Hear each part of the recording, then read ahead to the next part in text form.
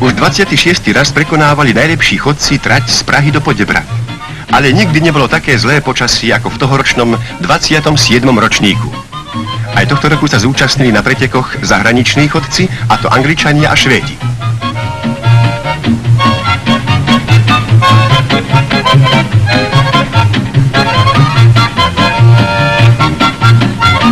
Boli to práve Angličania Mason a Thompson, ktorí sa hneď po štarte ujali vedenia a ustavične zvyšovali svoj náskok.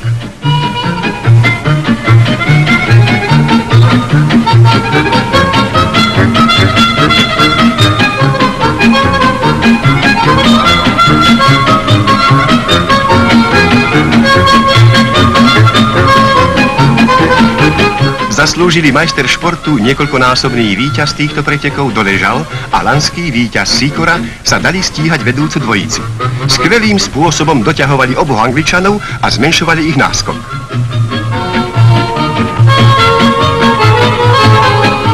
No aj v záverečných kilometroch mali Angličania dostatok síl na odrazenie náporu našich.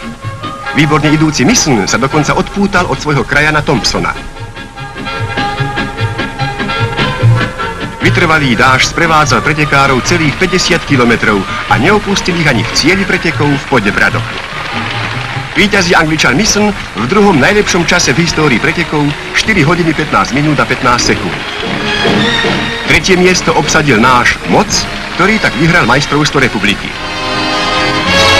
39-ročný zaslúžilý majster športu Doležal došiel ako 5.